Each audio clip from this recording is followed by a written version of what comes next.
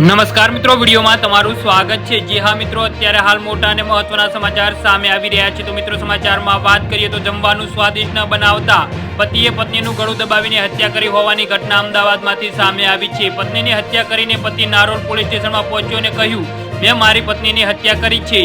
જી હા મિત્રો, અત્યારે હાલ દુઃખદ સમાચાર સામે આવી રહ્યા છે।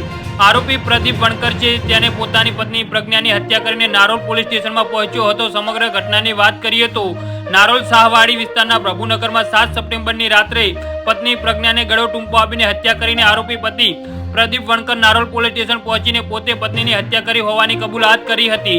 જી હા મિત્રો, જેથી નારોલ પોલીસની એક ટીમ આરોપીની સાથે રાખીને નિવાસ સ્થાને પહોંચી ત્યારે પ્રજ્ઞાની હત્યા કરેલો મૃતદેહ મળી આવ્યો હતો। જી હા મિત્રો, તો આના વિશે તમારું શું કહેવું છે તો નીચે અમારી કોમેન્ટ બોક્સમાં જરૂરથી જણાવજો અને અમારી યુટ્યુબ ચેનલને સબસ્ક્રાઇબ કરવાની ભૂલતા નહીં। વિડીયો પૂરો જોવા બદલ તમારો ખૂબ ખૂબ આભાર।